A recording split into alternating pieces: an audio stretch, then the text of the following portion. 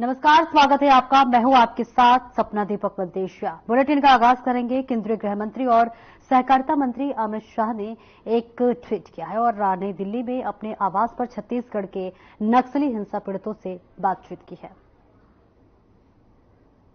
तो देखिए, केंद्रीय गृह मंत्री अमित शाह का एक ट्वीट सामने आया है जिसमें उन्होंने नक्सली हिंसा पीड़ितों से मुलाकात की है और इस बीच ये ट्वीट दिखा रहे हैं जहां पर केंद्रीय गृह मंत्री अमित शाह ने ये ट्वीट किया है और ट्वीट के जरिए उन तमाम लोगों से बातचीत की है जो कि नक्सली हिंसा में मारे गए हैं और इसी के साथ साथ सांत्वना भी व्यक्त की है देश के गृह मंत्री अमित शाह ने। और देखिए, ट्विटर पर उन्होंने ये जो है अपने एक्स हैंडल पर ये ट्वीट किया है केंद्रीय गृह मंत्री अमित शाह ने, जहां पर जो नक्सली हिंसा में पीड़ित थे उनसे बातचीत की है और इसी के साथ साथ ढांढस भी बंधाया है। ये तस्वीरें आपको दिखा रहे हैं अमित शाह के ट्वीट की, जिन्होंने उन तमाम लोगों से बात की है जो कि नक्सली हिंसा में मारे गए थे उनके।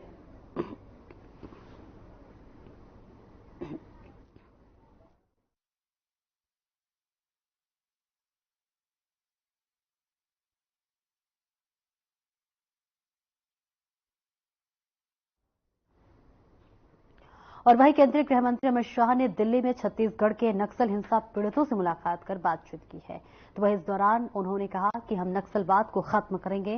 साथ ही वे नक्सलियों से अपील करते हैं कि वे कानून के सामने आत्मसमर्पण करें, अपने हथियार छोड़ दें। इसके साथ ही उन्होंने कहा कि पूर्वोत्तर और कश्मीर में कई जगहों पर कई लोगों ने अपने हथियार छोड़ दिए हैं और मुख्यधारा में शामिल हो गए हैं। मुख्यधारा में शामिल होने के लिए आपका भी स्वागत है, लेकिन अगर ऐसा नहीं होता है तो हम इसके खिलाफ अभियान शुरू करेंगे और इससे में सफलता भी मिलेगी।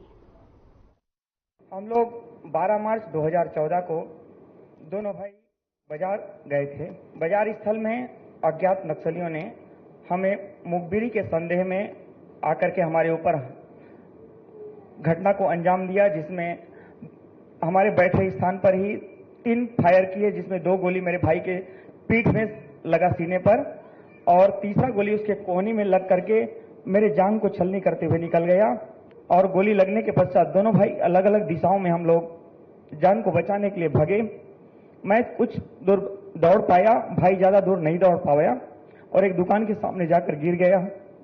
वहीं पर क्रूर नक्सलियों ने जाकर के भाई पर और 3 फायर किए। 2013 की बात है, जब मेरे भाई रामूसलाम और मैं दोनों आंगनबाड़ी जा रहे थे। इमली पेड़ के नीचे केटली में बम पड़ा हुआ था, तो हम लोगों को नहीं पता था कि केटली में बम है करके। तो मेरे भाई रामूसलाम उठा है, वो फट गया, तो हम लोग दूर दूर से फेंकाए। बक्सर शांति समिति के प्रयोजन से मेरे घर पर पधारे हुए बक्सर के नक्सलवादी प्रभावित क्षेत्र के सभी पीड़ित भाइयों, बहनों और बच्चों का मैं हृदय से स्वागत करता हूं। अनेक महानुभाव मेरे घर पर आए हैं, मगर मैं हृदय की गहराइयों से बताना चाहता हूं कि मेरे घर पर आज जो आप लोग पधारे हो, इससे बड़ा कोई मेहमान आ नहीं सकता, इससे बड़ा कोई व्यक्ति मेरे घर पर आ नहीं। ईश्वर ने किसी भी कारण से आपके जीवन में एक कठिनाई भेजी, दुख भेजा, सहन न हो पाए इस प्रकार का दर्द भी भेजा, मगर हौसले से आज आप खड़े हैं, अपने जीवन में खड़ा होने का प्रयास कर रहे हैं। और जो आपके जीवन में दुख और दर्द आया है वो किसी और के जीवन में ना आए, इसलिए आप सब लोग प्रयास कर रहे हैं।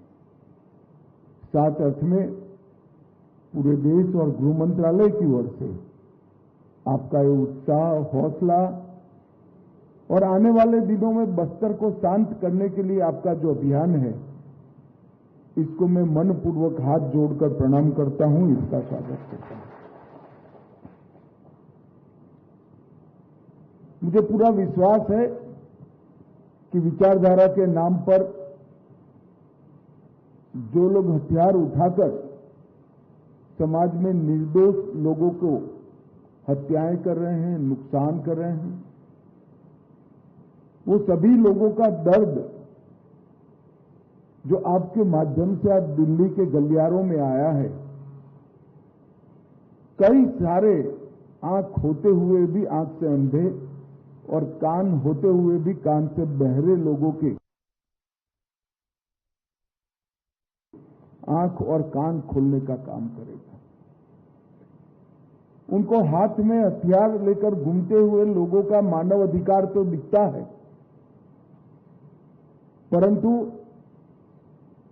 उनके आतंक के कारण छोटे छोटे बच्चे अपाहिज होकर पूरा जीवन व्यतीत करेंगे। किसी की मां छीन गई, किसी का बाप चला गया, किसी का शरीर का कोई अंग चला गया, उसके मानव अधिकार दिखाई नहीं पड़ते।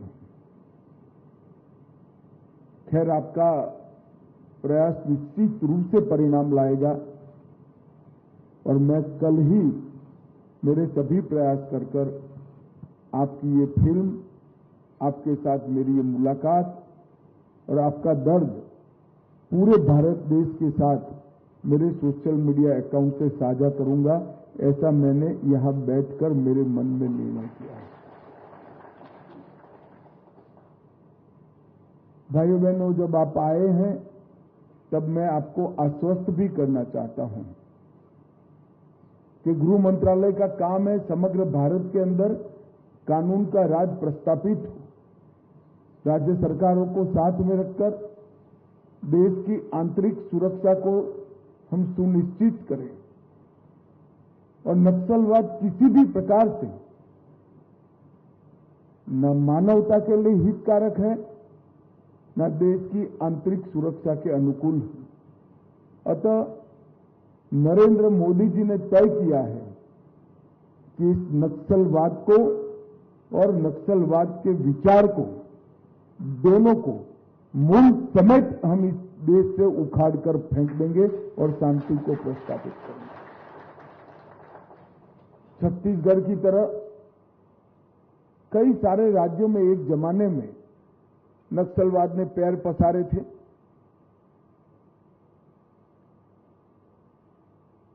पशुपतिनाथ से तिरुपति तक का एक कॉरिडोर की कल्पना करते थे और आज आप मुड़कर देखते हैं तो बस्तर के 4 जिले छोड़कर पूरे देश में नक्सलवाद को समाप्त करने में नरेंद्र मोदी सरकार को सफलता मिली है।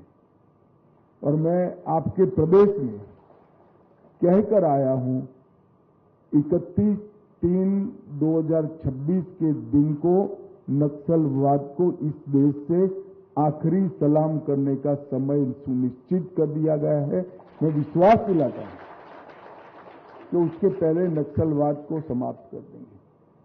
आपके पास जो घटना हुई है, आपके साथ हुई है, आपके परिवारजनों को खोया है, आपके शरीर का नुकसान हुआ है, आपके भविष्य को रौंद दिया गया है।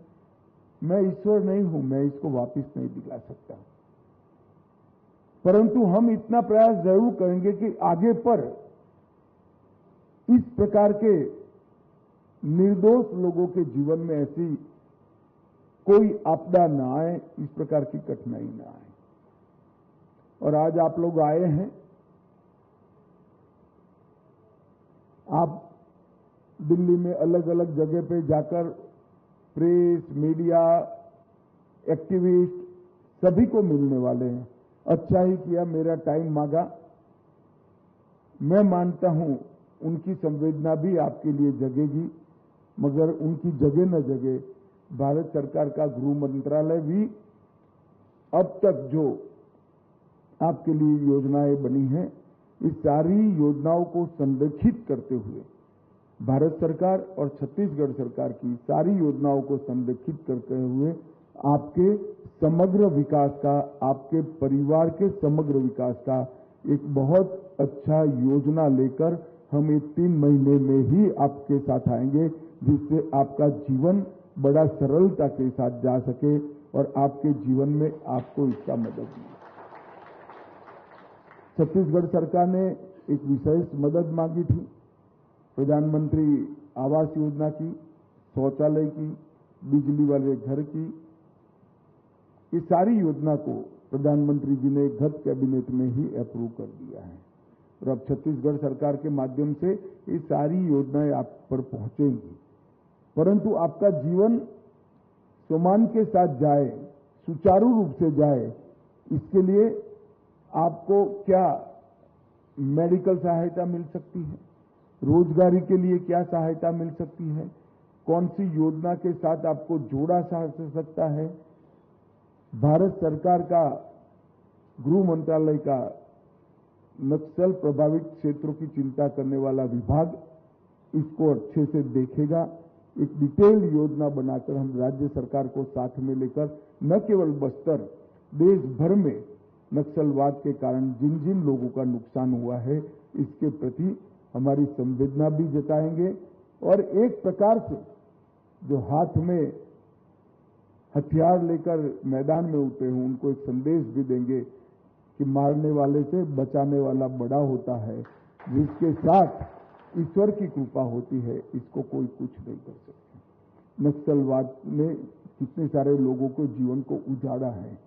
आंकड़े शुष्क कागज पर जब देखते हैं तब इसमें वेदना की वाचा नहीं होती है, मगर जो भुक्तभोगी है, जिसने दुख को झेला है, उनको मिलते हैं, देखते हैं, तो वो वाचा ही अपने आप बहरे कानों तक भी पहुंचती है और आंखें भी खोल देती हैं।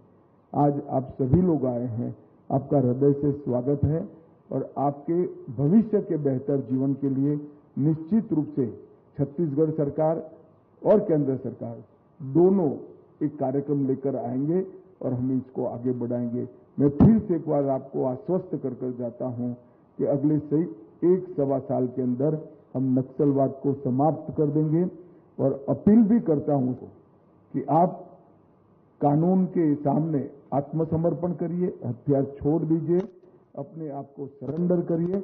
और नॉर्थ ईस्ट कश्मीर कई जगह पे कई लोग हथियार छोड़कर मेन स्ट्रीम में आए हैं, आप भी आइए, आपका स्वागत है। परंतु अगर नहीं होता है तो हम इसके खिलाफ एक अभियान भी शुरू करेंगे और सफलता भी प्राप्त करेंगे। फिर से मेरी पूरी संवेदनाएं आपके साथ, आपके परिवार के साथ हैं और आपके आने वाले जीवन को सुगम और सुनिश्चित बनाने के लिए मेरे से यथासंभव हर प्रयास मैं करूंगा। इतनी बात कर मेरी बात को समाप्त करना चाहूंगा। आप मेरे घर पर आए हैं, मेरे मेहमान हैं, चाय नाश्ता सभी व्यवस्था हुआ है, आप जरूर करिए और आराम से जाइए, विश्वास लेकर जाइए। बस्तर फिर से सुंदर होगा, बस्तर फिर से शांत होगा और पूरा बस्तर विकसित होगा, इसका विश्वास लेकर जाइए। धन्यवाद। और वहीं तिरुपति बालाजी मंदिर के प्रसाद में मिलावट के संदर्भ में विश्व हिंदू परिषद के अंतर्राष्ट्रीय महामंत्री बजरंग बागड़ा का बयान सामने आया है। क्या कुछ उन्होंने कहा है, आइए आपको दिखाते हैं और सुनवाते हैं।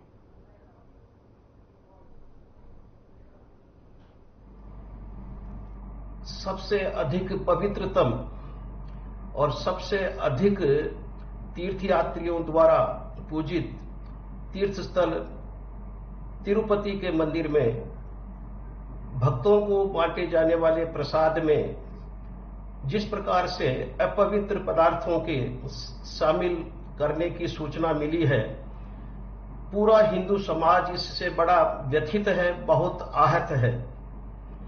हिंदुओं की भावना के साथ इस प्रकार का खिलवाड़ जानबूझकर और एक लंबे समय तक किया गया, इससे पूरे हिंदू समाज में एक आक्रोश की लहर है और हिंदुओं की आस्थाओं पर बार बार इस प्रकार की चोट करते रहना अब हिंदू समाज को सहन नहीं होगा।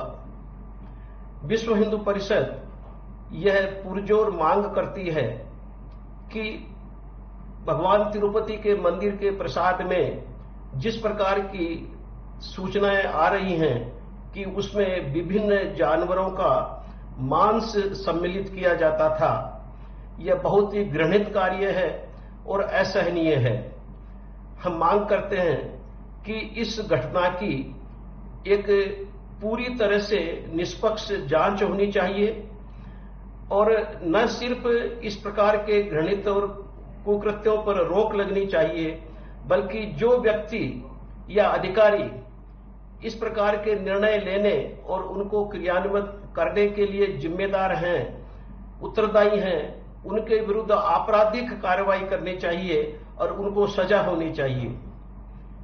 और साथ ही विश्व हिंदू परिषद एक लंबे समय से यह मांग करती रही है कि हिंदुओं के देवस्थान, मंदिर सरकार के नियंत्रण में नहीं रहने चाहिए, वो समाज के नियंत्रण में, समाज के द्वारा उनका प्रबंधन होना चाहिए। ये तिरुपति की घटना विश्व हिंदू परिषद के इस विश्वास को और मजबूत बनाती है कि मंदिरों पर सरकारी नियंत्रण की वजह से राजनीति का प्रवेश होता है। अहिंदू अधिकारियों की वहां नियुक्ति होने से प्रसाद में इस प्रकार की अपवित्रता जानबूझकर लगाई जाती है और इसलिए हम एक बार पुनः मांग करते हैं कि हिंदू पूजा स्थान, मंदिर, देवालय समस्त सरकारी नियंत्रण से मुक्त होने चाहिए और हिंदू समाज को उनका नियंत्रण और उनका प्रबंधन सौंप देना चाहिए। इसके अंतर्गत और भी कई विषय हैं जिसमें मंदिरों की संपत्ति का दुरुपयोग होता है और उन पर अतिक्रमण होता है, उनको बेचा जाता है और अहिंदू उद्देश्यों के लिए उनका प्रयोग भी होता है।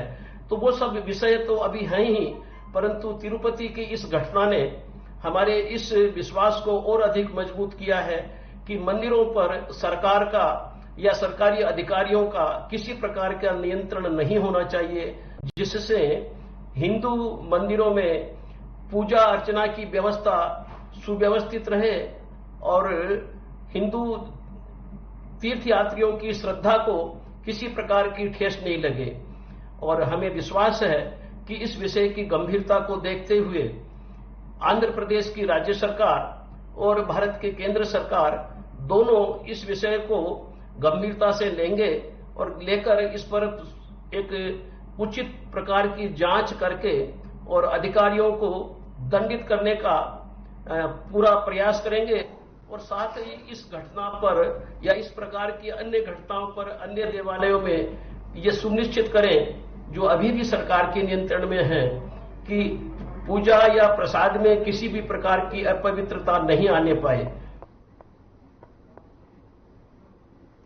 दिल्ली में मंदिर मार्ग थाना पुलिस ने 2 कुख्यात जेब कतरों को गिरफ्तार करने में सफलता हासिल की है। इस दौरान पुलिस ने दोनों बदमाशों के पास से चोरी के 4 फोन बरामद किए हैं। मामले को लेकर नई डीसीपी ने सोशल मीडिया प्लेटफॉर्म ट्विटर पर इस बात की जानकारी साझा की है। ये तस्वीरें आपको दिखा रहे हैं, जो कि आपको बता दें कि चोरी का भंडाफोड़ हुआ है, जिसके तहत 4 फोन बरामद हुए हैं, जिसकी जानकारी ट्विटर के माध्यम से दी गई है।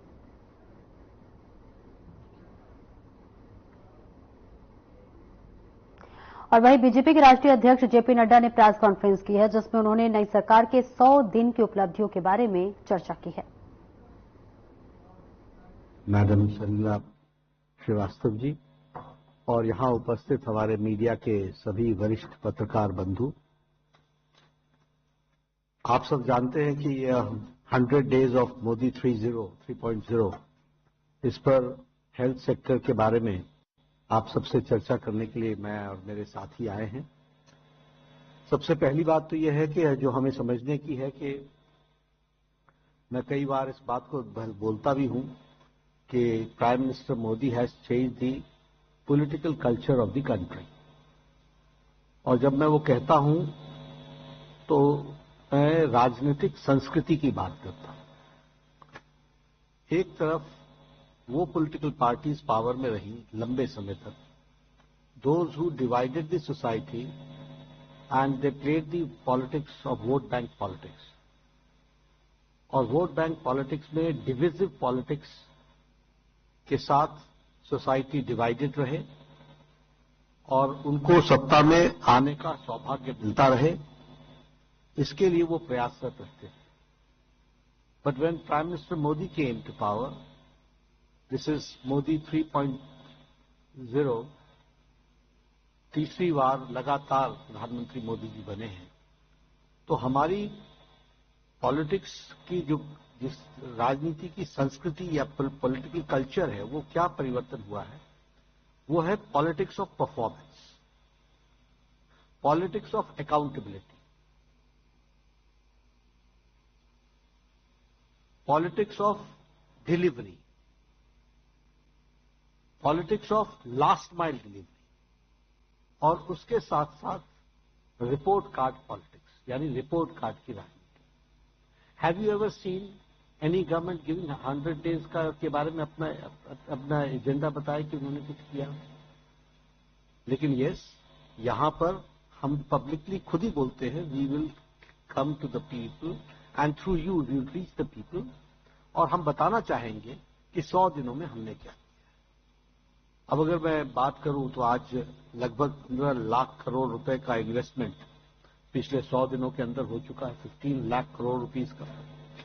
अब सभी मंत्रालय अपने अपने प्रोग्राम्स के बारे में वो बता रहे हैं और बताएंगे, लेकिन स्पीड, स्केल, स्किल, इन सब पर बहुत काम हुआ 100 डेज के अंदर। कनेक्टिविटी पर, ईज ऑफ लिविंग में और इकोनॉमिक ग्रोथ में, इन सब चीजों पर बहुत काम हुआ, जिसके बारे में अभी से 2 दिन पहले हमारे गृह मंत्री अमित शाह जी ने आपको डिटेल में मीडिया के माध्यम से देश को बताने का प्रयास किया है। मैं कुछ विषयों पर जो हेल्थ से सीमित है उस पर ही आज चर्चा करूंगा। सबसे पहला तो हम लोगों ने चुनाव के दौरान कहा था कि हम आयुष्मान भारत में 70 साल से ऊपर के सभी लोगों को above the age of 70, irrespective of any income group, will be included in Ayushman Bharat and will be given a health coverage of 5 lakh rupees to that family. मैं पहले स्वास्थ्य मंत्री था, तब मुझे आयुष्मान भारत का पहला स्टेज लॉन्च करने का सौभाग्य मिला था प्रधानमंत्री मोदी जी के नेतृत्व में। अनुप्रिया जी उस समय हमारे साथ मंत्री थी। सिर्फ आपके बैकग्राउंड के लिए मैं बताना चाहता हूं कि when in 2015 when I went to the World Health Assembly, India was the chair. India had the position of chairperson. वहां यूनिवर्सल हेल्थ कवरेज की बहुत चर्चा होती थी, यूएचसी, और मैं बार बार ये सोचता था कि whether India will have a time when we can say कि हम पार्शियली भी यूनिवर्सल हेल्थ कवरेज ला सके। आज मैं बड़े गौरव के साथ कह सकता हूं, world's largest health coverage programme is Ayushman Bharat, और उसको हम लोगों ने इम्प्लीमेंट किया।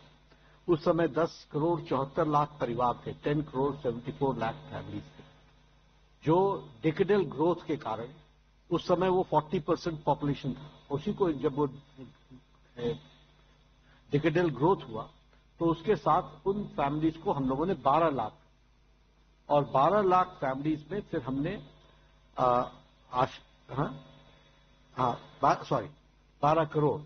12 करोड़ कर दिया, और उसमें फिर आगे चल करके हमने आशा और हमारी आंगनवाड़ी वर्कर्स और इन सब लोगों को जोड़ा, तो 12 करोड़ 37 लाख परिवारों को हम लोगों ने इसमें जोड़ा, और इस तरीके से more than 40% of the population, और उसमें जो ग्रोथ था वो 11.7% का एक्सपेंशन हुआ है।